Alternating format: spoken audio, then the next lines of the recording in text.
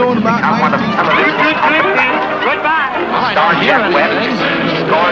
You ever go to movies? I really don't care for movies. They make everything seem so close up.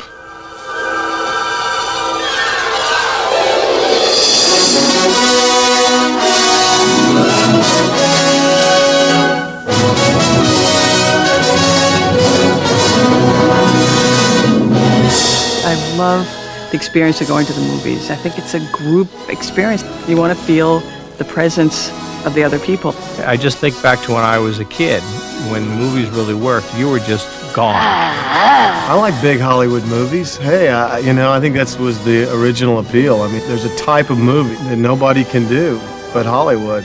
I think the key to this sort of blockbuster huge thing that happens every year, take the same care you put into a small character-driven piece as you would into a blockbuster. Just have more things blow up. Meow.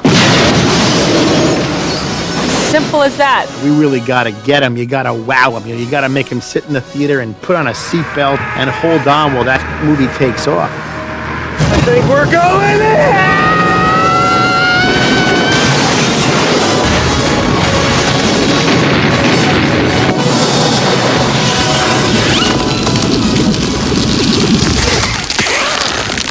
I hate when people talk during the movie.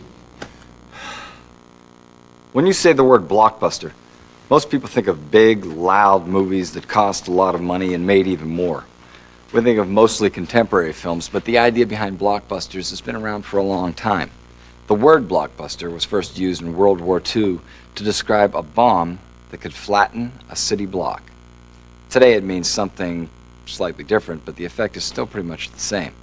It became popular as a movie term in the 1970s to describe the earth-shattering success of films like The Exorcist or The Towering Inferno.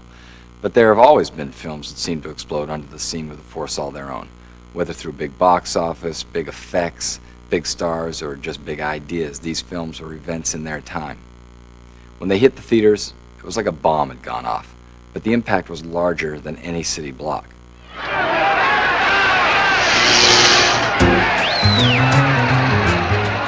The movie becomes a cultural event when it's both timeless and it deals with a subject matter or a theme that's part of world pop culture at that point in time. Quite often an event film will be a subject that is so large we never thought it could be done. Then you have event films that, because the films cost so much, you say, I have to see this because they spent every dime on the planet. There's no money left in America, so we have to see this event because we're all broke.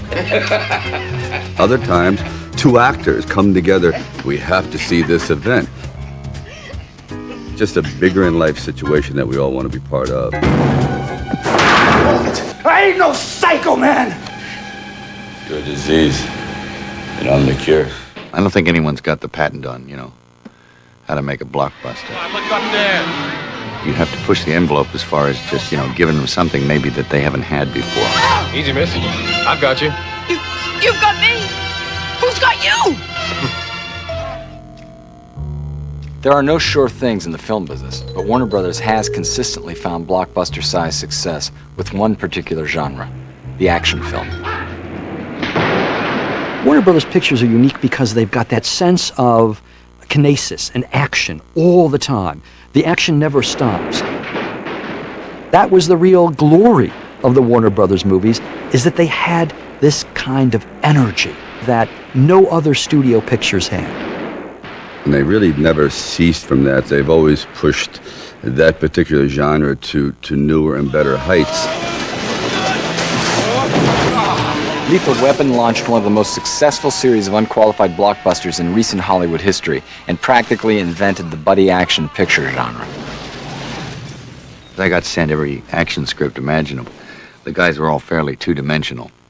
And I found that the guy in the Lethal Weapon script was not two-dimensional. He had kind of something else going on. In fact, he was almost having a nervous breakdown, You coming in? Come on, I'm going in. I'm jumping! Do you really want to jump? Do you want to? Well, then that's fine with me. Come on, let's do it. Let's Wait a minute. do it. What? I want to do it. Wait a I want to second. do it. What do you mean? The guy has what it takes to be a hero. You just got to find it in himself. And the audience kind of goes with that because they say, I knew we could do it. I remember when we finished Lethal Weapon, people would say to me, I knew he wasn't crazy. And of course he wasn't crazy. It was to put a gun in his mouth and almost blow his brains out, but then realize he had a lot to live for. Freeze, police! Oh, another one? You couldn't get me into a theater that's showing an action film. I hate action films. What was thrilling about it for me is that about a year later, a young woman came up to me. She must have been, 20, 19. She goes, Renee, I loved you in that movie. And I started getting a lot of that after the movie was out. And I think what it is that it's nice for women to see an equal on the screen. And in a certain way, we all, not just women, feel a little bit helpless. So I think it's nice to feel that you can kind of have some control in that area. It just comes down to chemistry. The pairing of people in blockbusters. However, if it's two guys, team two cops, guy and a girl, guy gets girl, it's got to be kick-ass. It used to be a lot of great special effects, but once everyone started getting really used to them, they had to go to something else like good characters. I didn't kill my wife! I don't care! The chemistry that he and Harrison had together was what really made that work. He's a wonderfully vulnerable everyman who has charisma and style, and to play a doctor, a surgeon, was a perfect part for him. When I came home, there was a man in my house. I fought with this man. He had a mechanical arm. You find this man. You find this man. There is nothing more aggravating than being blamed for something that you didn't do.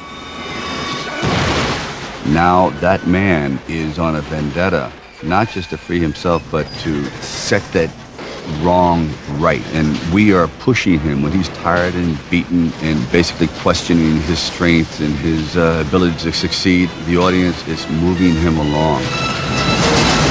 Then the film takes on a life of its own. Give it up! It's time to stop running! Tommy was like a force of nature. He was just doing his job. Then at the end of the movie, when you realize he really cares about the journey this man's been through, you have this chemistry between the two of them, which nobody really expected. So it goes out with this kind of hopefulness that a very tense thriller rarely has. Thought you didn't care. I know. Don't tell anybody, okay? Action films are the blockbusters of the 90s, and our fascination with action heroes is a sign of the times. The action performer tends to cut right to the chase. He gets down and dirty and confronts evil on a very, very elementary level. So quite often we have a great deal of investment in our action characters because they are, in a sense, carrying out our wants and needs. The audience wants to see people that they can root for and they can depend on in the basic format of an action genre movie where there's going to be a good guy and a bad guy. So you have your drinking your drink holder and you have your popcorn and the good guy wins and you think, well, let's go get something to eat. In Warner Brothers movies, it hasn't always been easy to tell who the good guys are, and looks can be deceiving. Hey, what's your name anyhow? Clyde Barron. Hi, I'm Bonnie Parker. Pleased to meet you. A movie doesn't have to have eye-popping stunts and high-voltage pyrotechnics to make it a blockbuster. The definition of the word blockbuster is a thing of great power, an event. That certainly applies to some of Warner Brothers' most explosive films. They have used language and storylines rather than special effects to inflame audiences. From the studio's earliest days, these films have tested the boundaries of good business and good taste, with often blockbuster-sized success.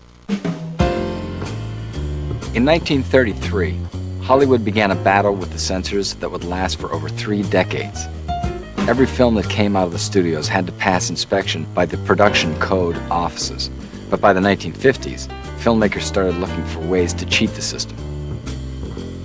A Streetcar Named Desire had been a hugely successful Broadway play, but every studio in town was afraid to put the controversial story onto the big screen. Every studio except one. Hey, Stella! Stella. I mean, he revolutionized the underwear. I mean, tank tops forever. I mean, every Italian went out and bought one after that. It became like standard issue. Streetcar Named Desire. I mean, this was a revolutionary movie. I mean, in terms of the acting and the portrayals and the social consciousness of that film. Well, I never did care for wishy-washy people. That was why when you walked in here last night, I said to myself, my sister has married a man. Of course, that was all I could tell about. Well, how about cutting a Reebok? It really told of the tone of the way women were treated, of the way men were the masters of their own domain. Even though they financially were strapped, it didn't matter. They were kings in their own world.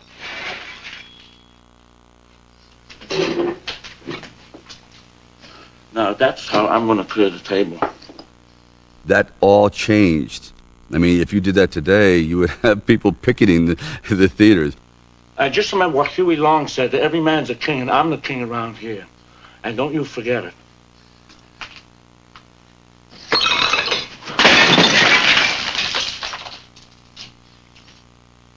My place is all cleared up now. You want me to clear yours?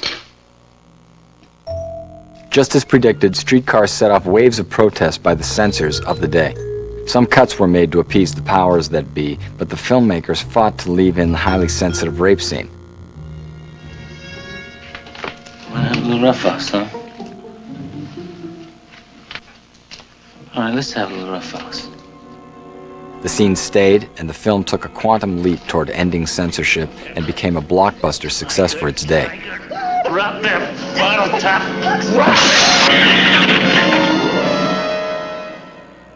I guess a movie becomes a cultural event when it becomes one of the icon movies or one of the movies that defines a generation or a point in time. This year's Miss Bonnie Parker. Glad to meet you. I'm Clyde Barr. Right.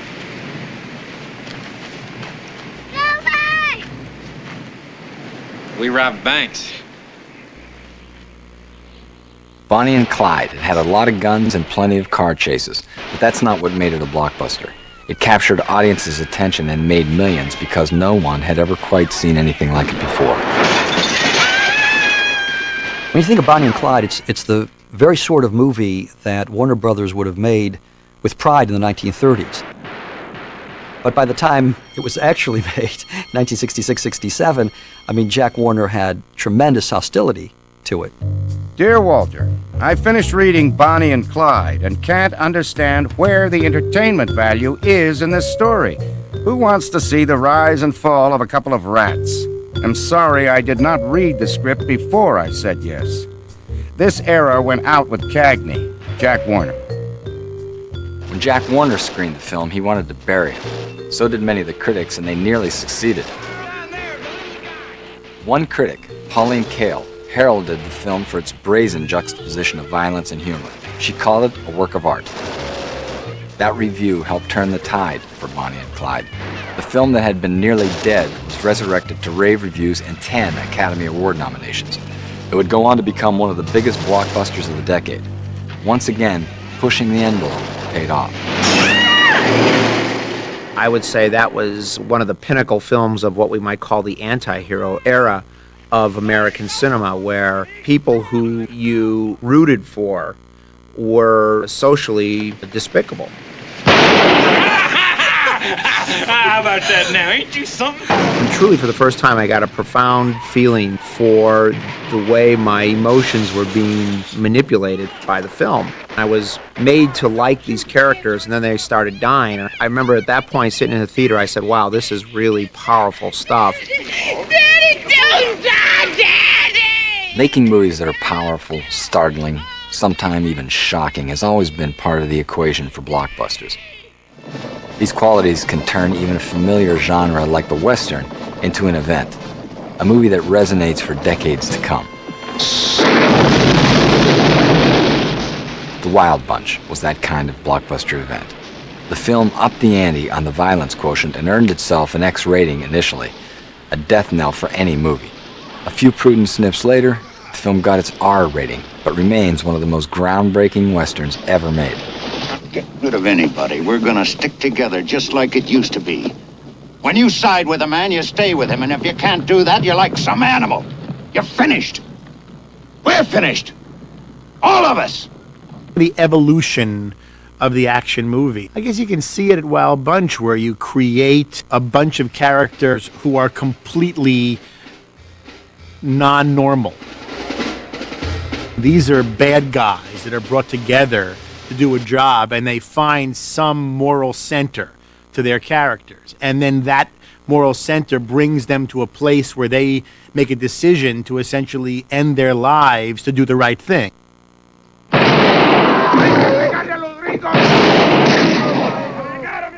See these old guys kind of go in there to pull this one last big job. It was very symbolic in a way. These guys had all been in famous westerns going way back. It must have been really weird for them to make this kind of cutting-edge western. Obviously, Sam Peckinpah's always been known for his ultra-violent images in his movies. But the Wild Bunch kind of pushed it farther than just about anyone ever had. And I remember the impact that film had on me.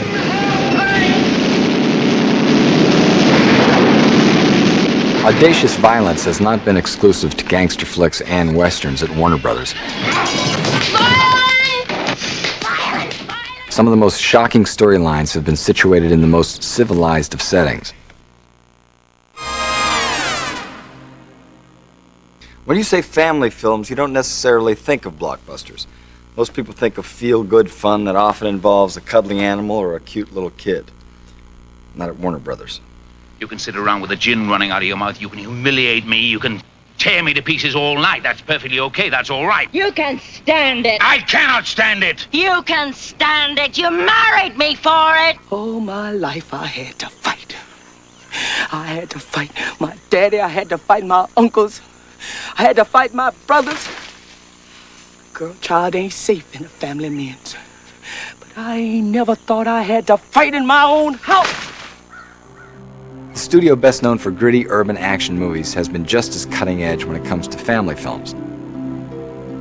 These films don't fit the classic blockbuster image of costly special effects and hair-raising stunts, but they all caused a sensation by dealing with the kind of family issues rarely ever seen on the big screen.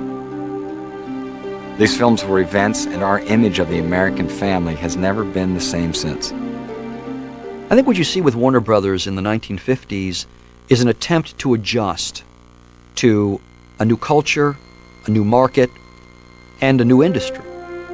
A film like Giant, which is an epic film, long film, and made in a style by a director, George Stevens, who I think you could say is probably as un-Warner Brothers-like as any director could possibly be.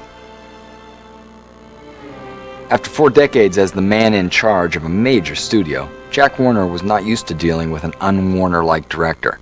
George Stevens did take after take of every scene, and soon the film was over schedule and over budget. Jack was not amused. I enjoyed Jack Warner. He was a charming man. George Stevens kicked him off the set of Giant and told him he had to go back to his office, that Stevens didn't go into his office and watch him work, so why should he be allowed to come down and watch Stevens work? It was the most expensive movie ever made at that time. It was huge. You have 13 sound stages full of sets. I mean, we built the mansion inside and outside, and it was just amazing. Although not an action film, Giant has all the earmarks of a traditional blockbuster. Big budget, big stars, big box office, and big issues, including classism, sexism, and racism.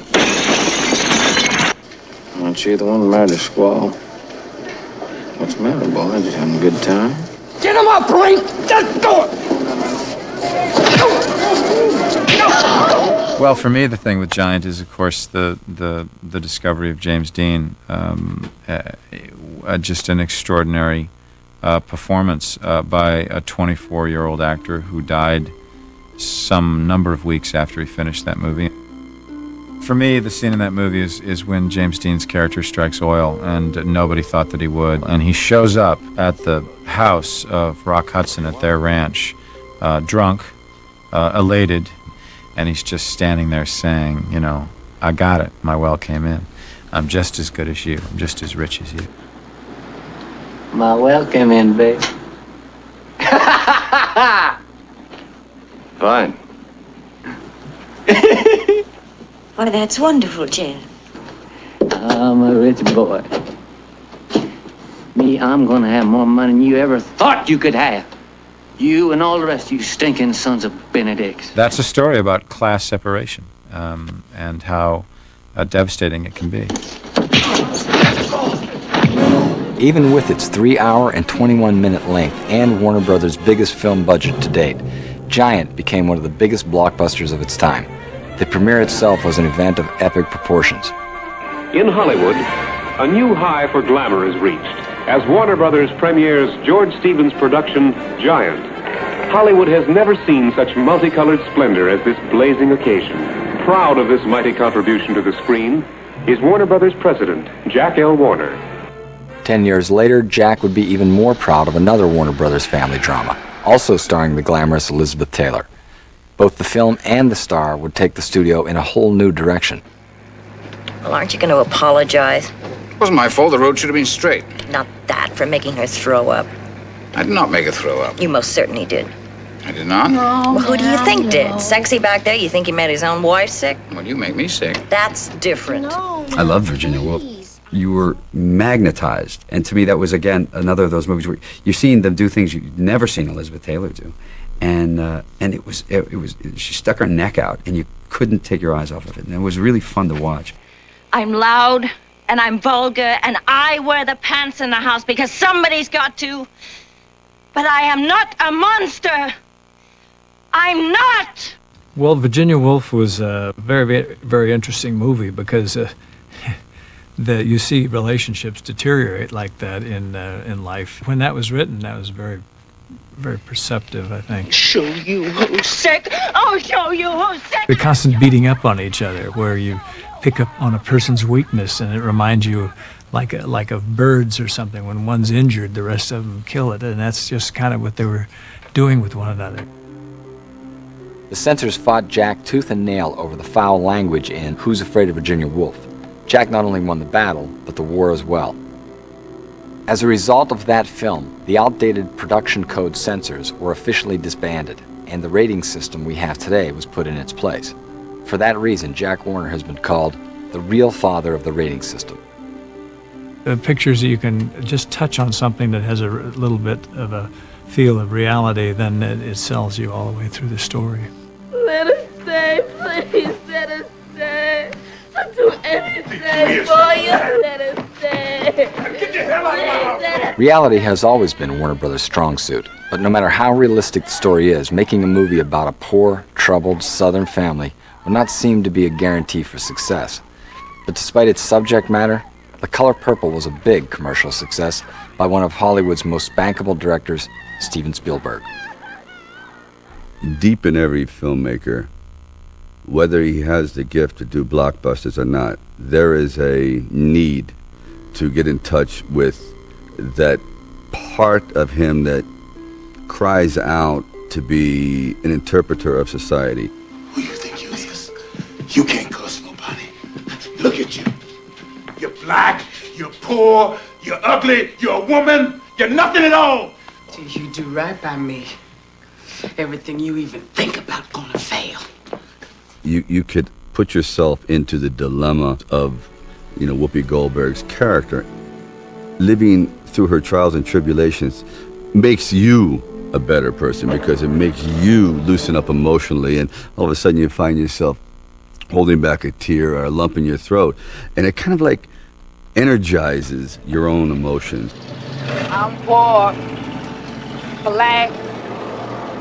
I may even be ugly, but dear God, I'm here. I'm here. Movies not only have the power to touch us on an emotional level, they can also teach us about our history and about ourselves. You're not an American. You're an African who happens to be in America. You have to understand the difference. We didn't come over on the Nita, the Pinta, and the whatchamacallit. We didn't land on Plymouth Rock. Plymouth Rock landed on us.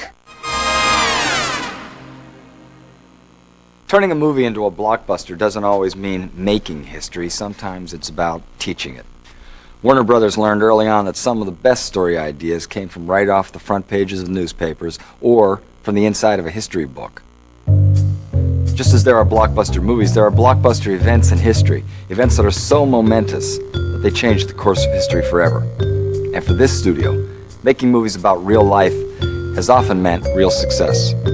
And they made topical films, timely films, films that were ripped from the headlines. So much of the source material was reality-based. In the early 30s, before the term blockbuster had any meaning in Hollywood, Warner Brothers was making event movies that were talked about and debated, criticized, and revered. You people make democracy a fanatical faith. It's no use arguing with you. Force is the only language you will understand. And we'll speak to you in your own language soon enough. We don't want any isms in this country except Americanism. If you guys don't like it here, wait a minute. Confessions of a Nazi Spy told the true story of a Nazi spy ring uncovered by FBI agents just prior to the start of World War II. The film was considered extraordinarily shocking at a time when little was known about Hitler and the Nazis. That film helped set the standard for the kind of true-life, socially conscious filmmaking that Warner Brothers became known for. A reputation the studio has not forgotten. Before there was any such thing as a Republican or a Democrat, we were black.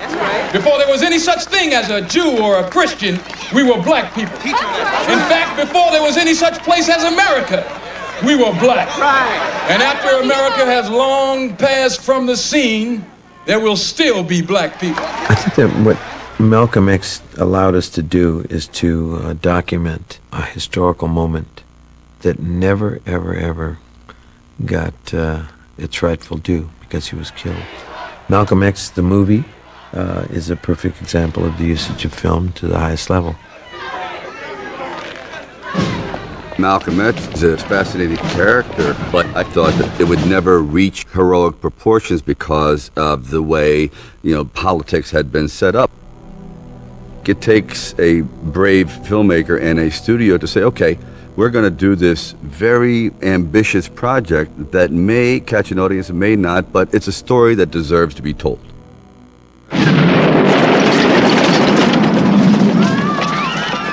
A blockbuster is a thing of power, and sometimes the most powerful thing a film can do is to put the spotlight on an overlooked period of history and force the public to pay attention to it. All right, I've arranged for the evacuation of you and your family. So now it's up to you. What do you want to do? Do you want to stay or do you want to leave? I think Killing Fields stood out in a time in the early 80s when they were not making those kinds of movies anymore. The quotient for serious investigative dramas, let's say, where you're also doing a little bit of information or teaching or sharing contemporary history, those films are not getting made. I think of Killing Fields as basically to show us and to, in some way, to document the atrocities that took place that we really didn't quite understand.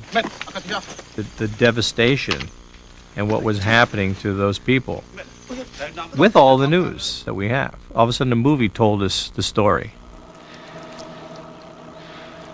You learn from films like that.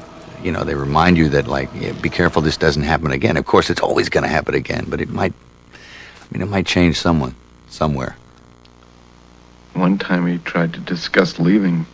I talked to him about it, but we never really discussed it. He stayed because I wanted him to stay. Anytime there's a movie about two men from two different worlds who somehow kind of find each other and help each other and against all odds have to find a way to help each other and stay together, that tears guys up.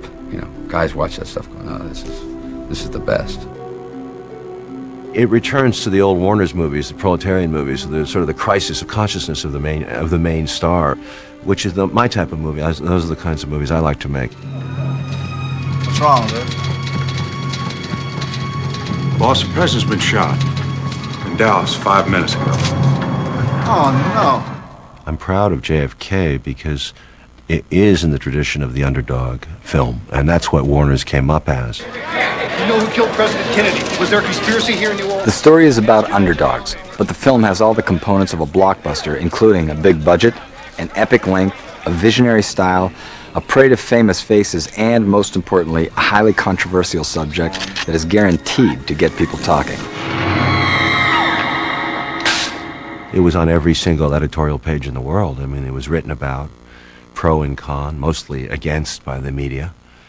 But people in the street definitely liked that film. I mean, I still get letters to this day. It's probably one of the most talked about films still JFK is a landmark movie, not only in terms of its politics, in terms of a view of history, but in terms of pure cinema. He's been shot! They shot him on TV. Just shot him. The way that Oliver made that movie and the style of that movie really set an incredible tone for the rest of the generation of filmmakers who saw it. We're talking about our government here. No, we're talking about a crime, Bill, pure and simple. Y'all gotta start thinking on a different level, like the CIA does.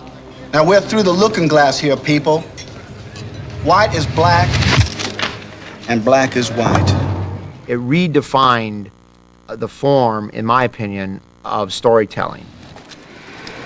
The design and the style of that movie is breathtaking.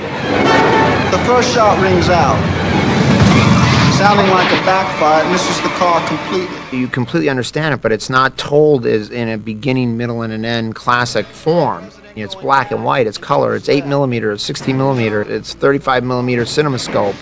It's all over the place, and you're in and out of time, and you're in forward in time, you're back in time. It's just absolutely great, and yet it all works. And that's what's so brilliant about it. It's the responsibility of the filmmaker to hold up a mirror to the audience and say, this is not going to be pretty, but this is why things are the way they are. You want to know how we got here? This is how we got here. Whether it's history or horror, the best movies have a way of shaking things up.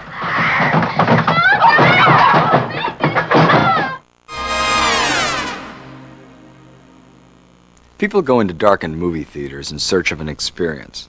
We want to laugh, or we want to cry, or we want to escape, or to learn something. And sometimes what we really want is to spend 2 hours with our hearts pounding, our knuckles white, and a scream of pure terror lodged in the back of our throats. Now that's a good time. Joe! Bill! It's coming! It's headed right for us! It's already here! Many of today's biggest blockbusters deliver big-budget scares, but that wasn't always the case. The horror genre reached dramatic heights in the 30s, but by the 50s, many horror flicks offered cheaper thrills to dates at the drive-in. These films couldn't always afford high-priced actors, so special effects became the stars, and the bigger, the better.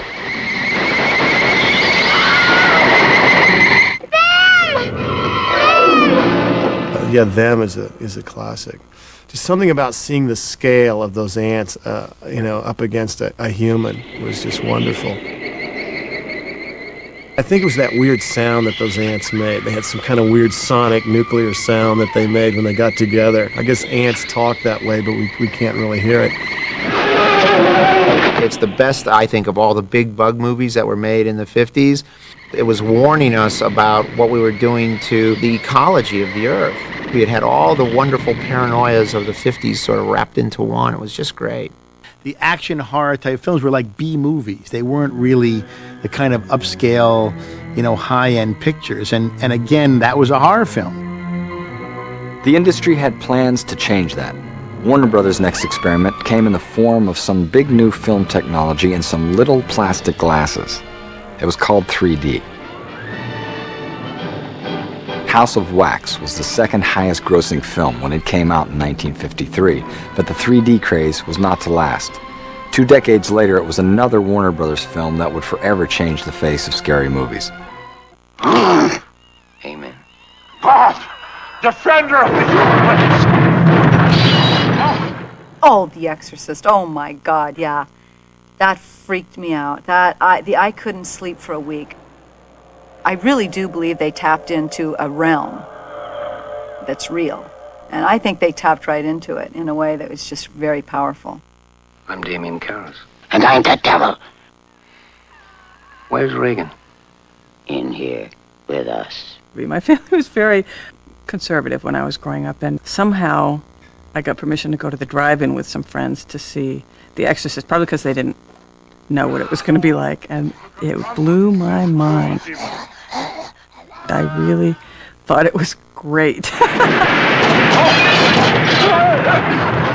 Picketed by church groups and dubbed satanic by evangelist Billy Graham, the film caused extreme reactions in nearly everyone who saw it. Audiences were reported fainting, vomiting and even throwing themselves hysterically at the movie screen. This was not just a fun romp through a haunted house. The horror movie had suddenly gotten serious.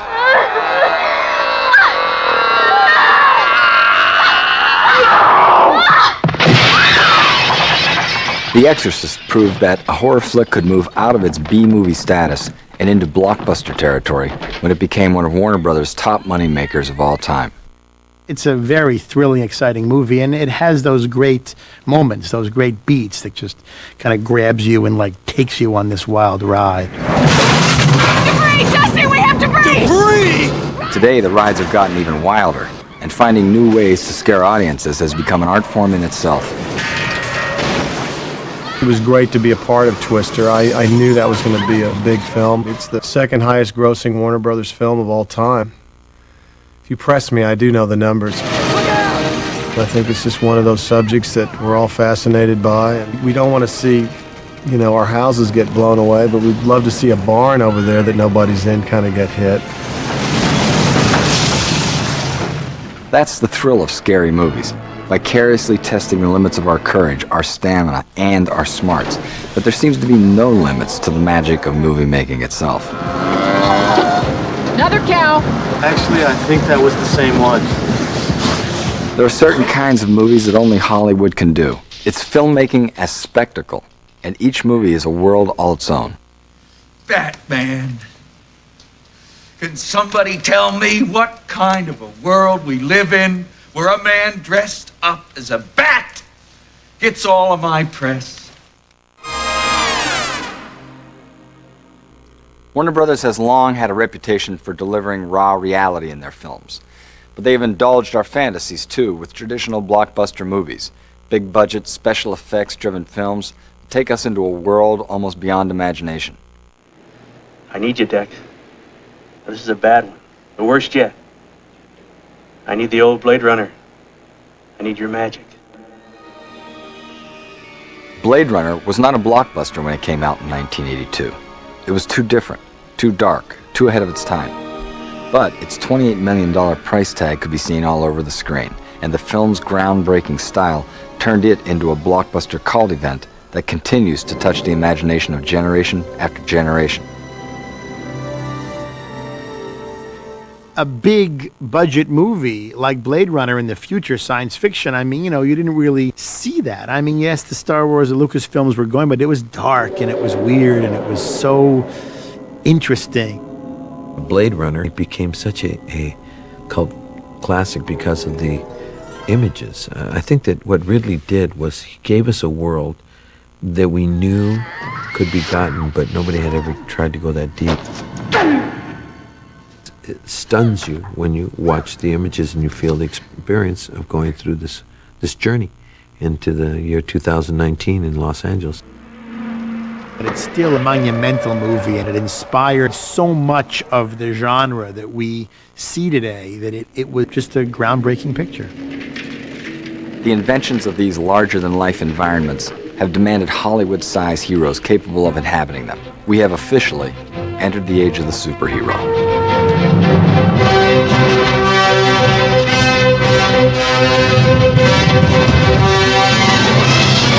Hey, Jim! Whoa! Excuse me. That's a bad outfit! We created characters that have mythic proportions, and quite often the characters are placed in a situation where they have to rise above insurmountable odds. It's very obvious good against evil, and every now and then you'll have some shadings in between, but the battle lines are drawn. Saved by kitty litter.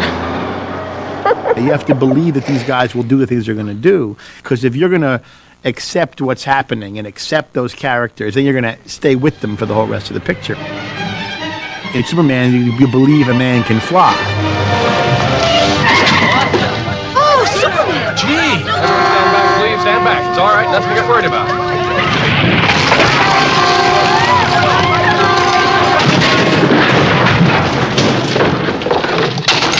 It's open. Come in. Well, Superman is everything that any young man would aspire to be.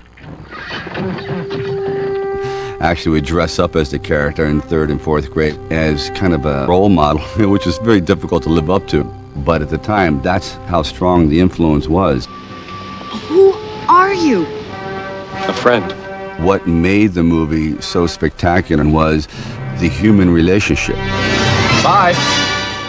As much as he had everything in the world, all he wanted was to be loved. He wanted to be human. And unfortunately, fate has dealt him a different hand.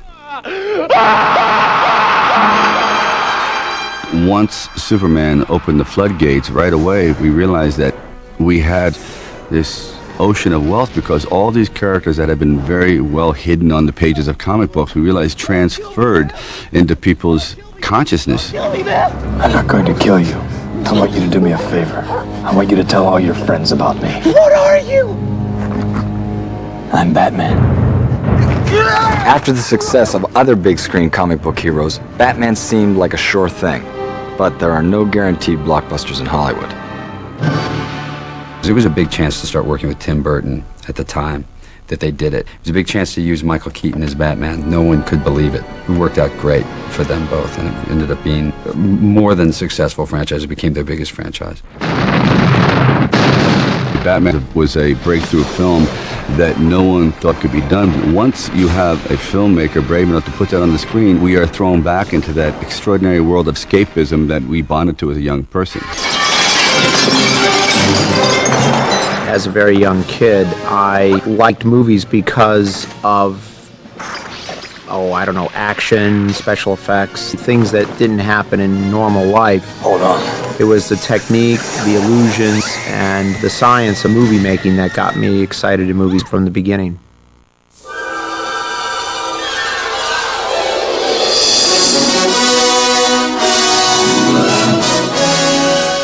No matter how special the effects, or intricate the plot lines, or big the stars, blockbuster success is still elusive.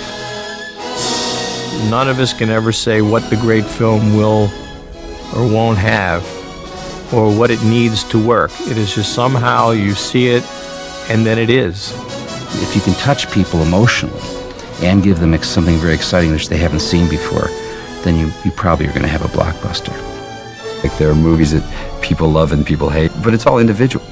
But what makes them a hit, there's no predicting it. It's the funniest thing in the world when you sit down and people go, this is a guarantee. And it's not.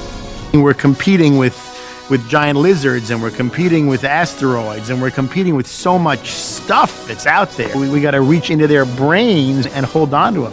This all started with a few people who said, gee, there's a screen, and if we put these images up, people will come. So you got to applaud all of those in the beginning who kind of struggled when everyone was saying, this is nonsense. Every worthwhile contribution to the advancement of motion pictures has been made over a howl of protest from Stan Patters, whose favorite expression has been, you can't do that.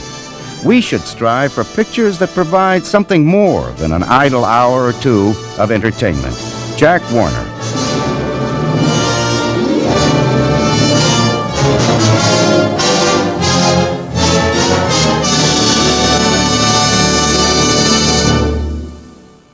For 75 years, Warner Brothers has taken Jack's words to heart. The studio has given us much more than idle entertainment. They've given us 75 years of meaningful movie moments. They made a man fly, and they made a 14-year-old girl as scary as any monster ever created. They made heroes out of gangsters and killers out of ants. They made the impossible happen. Movies that are remembered for generations because they did something that had never been done before. They made blockbusters. For 75 years, Warner Brothers has said, we can do that. And let's face it, they provided a whole lot of entertainment, too.